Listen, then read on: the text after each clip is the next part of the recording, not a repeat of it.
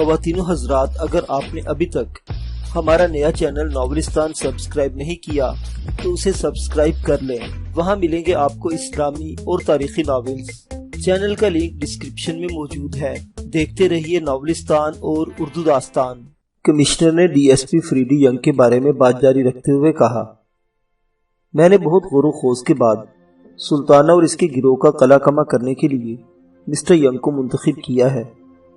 سلطانہ ایک غیر معمولی ڈاکو ہے اور مسٹر ینگ ایک غیر معمولی پولیس افیسر ہے۔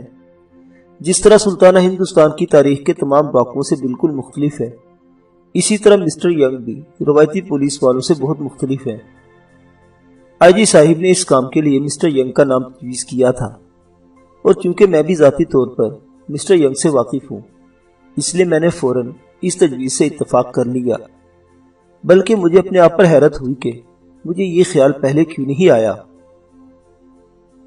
شاید اس لیے کہ پہلے سلطانہ کی جرأت اتنی نہیں بڑی تھی جتنی اب بڑھ گئی ہے۔ انگریز آئی جی مسٹر ایش ڈاؤن نے محتاط انداز میں اظہار خیال کیا۔ ہاں، ایک وجہ یہ بھی ہو سکتی ہے۔ کمشنر نے اس کی تائید میں سر ہلایا۔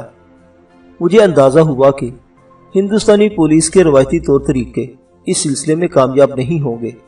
صرف ایسے ہی کسی پولیس افیسر سے امید رکھی جا سکتی ہے جو روایتی طور طریقوں سے ہٹ کر کام کرتا ہو۔ مجھے امید ہے آئی جی صاحب مسٹر ینگ کو وہ تمام وسائل اور مدد فراہم کریں گے جس کی انہیں ضرورت محسوس ہو۔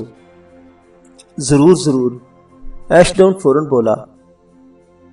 میں تو خود جلد از جلد سلطانہ کو قانون کے شکنجے میں یا پھر مردہ دیکھنا چاہتا ہوں۔ وہ میرے محکمے کے لیے بڑی بدنامی کا باعث بن رہا ہے۔ میں حیران ہوں کہ نہایت غریبانہ ماحول میں پرورش پانے والے اس ان پڑھ اور جاہل آدمی نے اتنے کم عرصے میں کس طرح اتنی طاقت پکڑ لی ہے۔ وہ واقعی ایک نہایت غیر روایتی ڈاکو ہے۔ چور ڈاکو تو چند سکوں کے لیے انسان کو بے دریغ قتل کر دیتے ہیں۔ وہ دولت لٹاتا پھرتا ہے، خود جان ہتھیلی پر رکھ کر دولت لوٹتا ہے اور پھر اسے غریبوں میں بانٹ دیتا ہے۔ وہ جتنی تیزی سے غریبوں میں مقبول ہو رہا ہے، مجھے تو ڈر ہے وہ کہیں ڈاکو کے بجائے لیڈر نہ بن جائے، آس پاس کے کسی سرحدی علاقے میں اپنی جلا وطن حکومت نہ قائم کر لے۔ ایک ہندوستانی ڈی ایس پی ہچکچاتے ہوئے بولا، سر، سلطانہ کو پکڑنے میں ہمارے محکمے کی ناکامی کی ایک بڑی وجہ بھی غریبوں میں اس کی مقبولیت ہے۔ غریب لوگ تو اسے ڈاکو کے بجائے دیوتا کا درجہ دینے لگے ہیں۔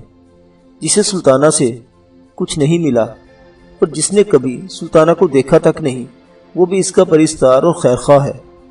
تیرتھ سنگھ نے کئی لوگوں کو اس کے بارے میں اپنا مخبر بنانے کی کوشش کی، لیکن پتہ چلا کہ وہ پولیس کے لیے مخبری کرنے کے بجائے سلطانہ کے لیے پولیس کے بارے میں مخبری کرنے لگے۔ وہ جس گاؤں، قصبے یا بستی میں ڈاکہ ڈالنے جاتا ہے، وہاں کے غریب گویا پہلے ہی اس کے مخبر ہوتے ہیں۔ بہت سے لوگ اس کے لیے ہاتھ اٹھا اٹھا کر دعائیں کرتے ہیں، اور جو لوگ دعاؤں پر یقین رکھتے ہیں ان کا کہنا ہے کہ غریبوں کی دعائیں ہی اس اب تک پولیس سے بچائے ہوئے ہیں۔ پچھلی نشست پر بیٹھا ہوا ایک ہندوستانی پولیس انسپکٹر ہچکچاہٹ آمیز لہجے میں بولا، دوسری طرف دولت مندوں پر اس کی دہشت کا یہ عالم ہے کہ وہ اس کے ہاتھوں لٹنے کے بعد بھی اس کے بارے میں زبان کھولتے ہوئے ڈرتے ہیں۔ سرمایہ داروں کو وہ ذرا سی بات پر گولی مارتے ہوئے دریغ نہیں کرتا۔ کمرے میں ایک لمحے کے لیے سکوت چھا گیا۔ وینڈہم پرخیال انداز سے فریڈی ینگ کی طرف دیکھ رہا تھا۔ ینگ نے پہلی بار زبان کھولی، سر، مجھے ابھی سلطانہ کا پورا ریکارڈ پڑھنے اور اس کے بارے میں تفصیلی معلومات حاصل کرنے کی مہلت نہیں ملی۔ میں نے صرف تیرتھ سنگھ کی تیار کردہ چند رپورٹیں پڑھی ہیں۔ میرے نقطہ نظر سے تو وہ صرف خانہ پوری والی رپورٹیں تھیں۔ میں عملی طور پر کوششیں شروع کرنے سے پہلے سلطانہ کے بارے میں زیادہ سے زیادہ معلومات اور اس کی ماضی کی ہر بات معلوم کرنے کی کوشش کروں گا۔ میں چاہوں گا کہ حرکت میں آنے سے پہلے میرے ذہن میں سلطانہ کی ایک تصویر موجود ہو۔ خاص کاموں کے سلسلے میں میرا یہی طریقہ کار ہے۔ روزمرہ کی عام ڈیوٹی کی بات اور ہے۔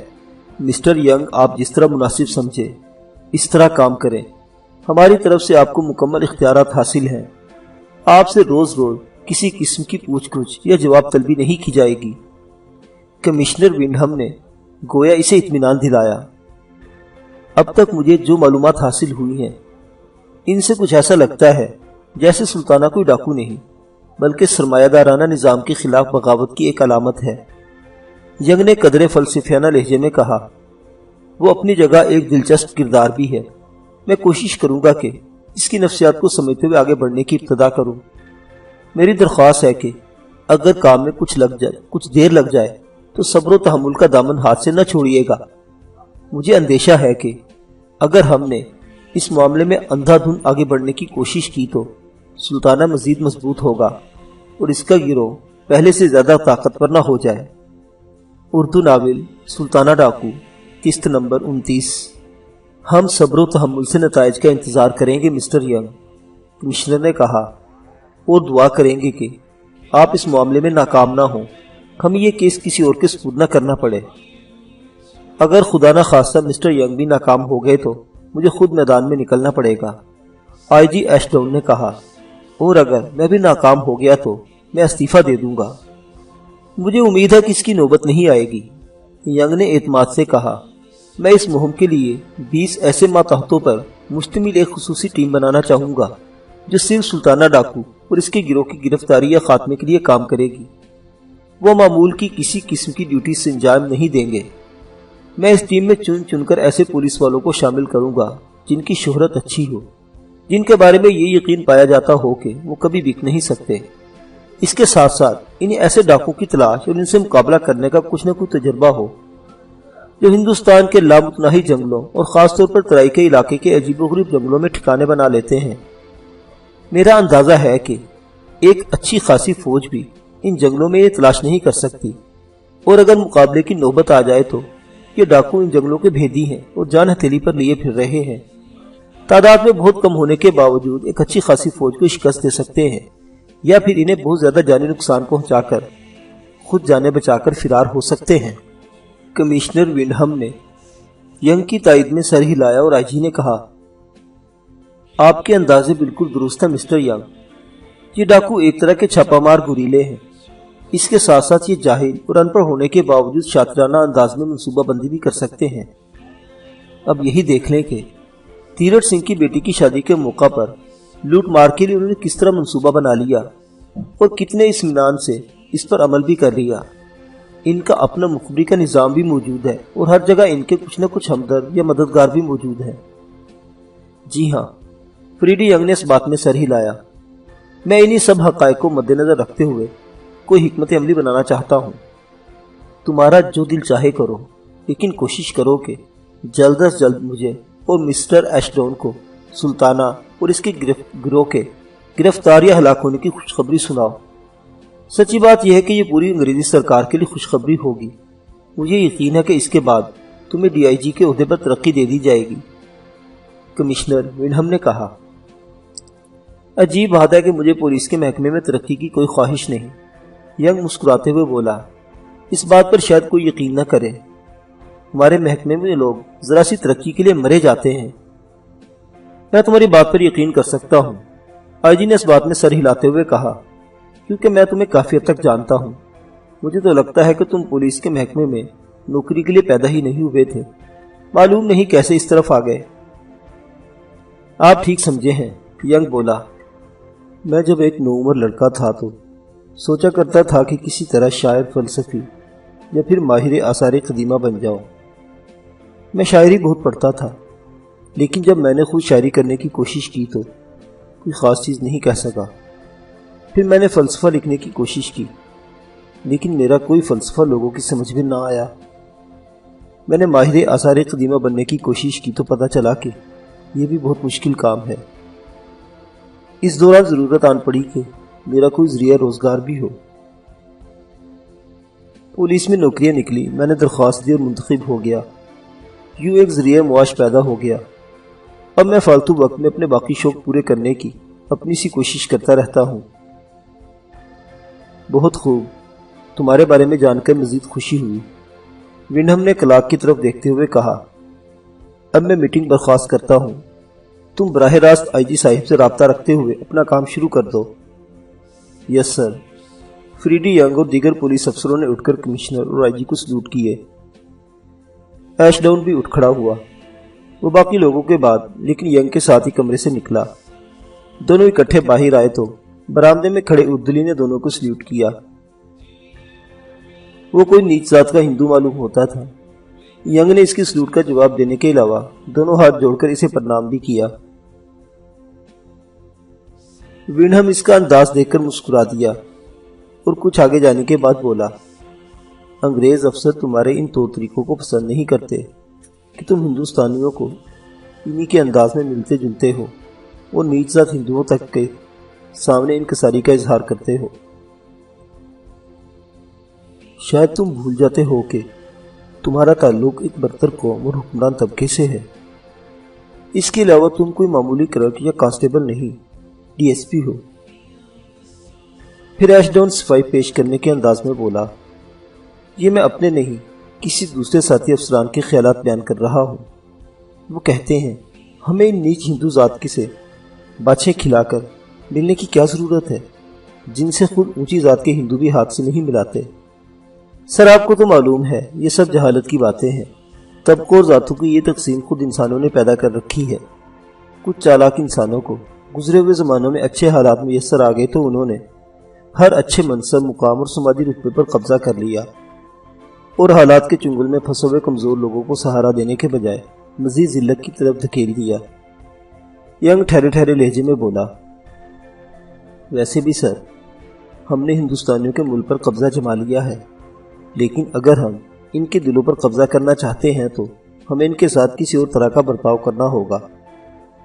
میں خود تمہارے خیالات کا حامی ہوں اور ایک بڑے عہدے پر فائز ہونے کے باوجود زیادہ تر ہندوؤں سے تمہاری طرح ہی ملتا ہوں، لیکن بعض چھوٹے افسر ہمارے نظریات سے اتفاق نہیں کرتے۔ ایش ڈاؤن بولا، سر وہ اصل میں صرف عہدے کے لحاظ سے ہی نہیں، ذہنی طور پر بھی چھوٹے ہوتے ہیں۔ ینگ نے مسکراتے ہوئے کہا، مجھے خطرہ محسوس ہوتا ہے کہ ایسے ہی لوگوں کی وجہ سے انگریزوں کو کبھی ہندوستان سے نکلنا پڑے گا۔ خدا وہ دن نہ لائے، ایش ڈاؤن جلدی سے بولا، یہ بہت خوبصورت، بہت رنگا رنگ، بہت بڑا اور بہت دولت مند ملک ہے۔ اسی کی وجہ سے ہم دنیا کے دوسرے کئی ملکوں پر بھی حکومت کر رہے ہیں۔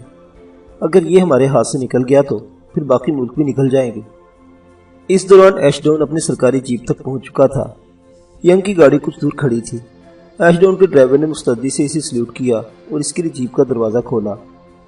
ایش ڈاؤن نے شاید کچھ سوچ کر ینگ کو مخاطب کیا، میں جم خانہ کلب جا رہا ہوں۔ میں نے اپنی بیٹی الزبتھ کو وہاں کھانے پر بلایا ہوا ہے۔ میں چاہتا ہوں تم بھی میرے ساتھ کھانے پر وہاں چلو۔ اس دوران ہم سلطانہ کے بارے میں غیر رسمی انداز میں کچھ بات چیت کر لیں گے۔ باضابطہ طور پر تو دفتر میں بات چیت ہوتی ہی رہے گی۔ آپ کی صاحبزادی ایک بن بلائے مہمان کی وجہ سے بور تو نہیں ہوگی؟ ینگ نے محتاط لہجے میں پوچھا۔ بھائی تم بن بلائے کہاں سے ہو گئے؟ میں تمہیں بلا رہا ہوں نا۔ اور الزبتھ کسی مہمان کے آنے سے بور نہیں ہوگی، وہ تو مہمان نہ آنے کی وجہ سے بور رہتی ہے۔ زیادہ بور ہوتی ہے تو انگلینڈ چلی جاتی ہے، حالانکہ انگلینڈ اسے انڈیا سے زیادہ پسند نہیں، لیکن یہاں چونکہ ہمارا کوئی خاص حلقہ احباب نہیں، میں انڈیا میں میل ملاقات اور سماجی تعلقات رکھنے کے سلسلے میں بہت محتاط رہتا ہوں، اس لیے وہ بیچاری کبھی کبھی تنہائی محسوس کرنے لگتی ہے۔ ایش ڈاؤن نے کچھ اس طرح بتایا جیسے وہ ینگ کو ایک ماتحت سے زیادہ دوست کا درجہ دے رہا ہو۔ ینگ کو دلی سے آئے زیادہ عرصہ نہیں گزرا تھا اور ایش ڈاؤن سے اس کی چند رسمی اور دفتری قسم کی ملاقاتیں ہی ہوئی تھی، لیکن اس نے محسوس کیا تھا کہ ایش ڈاؤن اسے پسند کرنے لگا تھا، ورنہ وہ ایک کم عمیز آدمی تھا، لوگوں میں بہت کم گھلتا ملتا تھا اور خاص طور پر اپنے ماتحتوں سے تو ایک مخصوص فاصلہ رکھنے کا قائل معلوم ہوتا تھا۔ اس نے اپنے ہم رتبہ اور ہم پلہ انگریزوں میں بھی کوئی خاص حلقہ احباب نہیں بنایا تھا۔ اس صورت میں تو مجھے آپ کے ساتھ چلنے میں بے حد خوشی ہوگی۔ اس عزت افزائی کے لیے میں آپ کا شکر گزار ہوں۔ ینگ نے مہذبانہ اور شائستہ لہجے میں کہا، اتنی زیادہ رسمی باتیں کرنے کی ضرورت نہیں، ایش ڈاؤن نے مسکراتے ہوئے کہا اور اس کے کندھے پر ہولے سے تھپکی دے کر اسے جیپ میں بیٹھنے کا اشارہ کیا۔ ینگ نے اپنی گاڑی وہاں چھوڑ دی اور آئی جی کے ساتھ جم خانہ خلب روانہ ہو گیا۔ معزز سامعین، سلطانہ ڈاکو کی کہانی ابھی جاری ہے، بقیہ واقعات اگلی قسط میں۔ دیکھتے رہیے اردو داستان۔ اللہ حافظ۔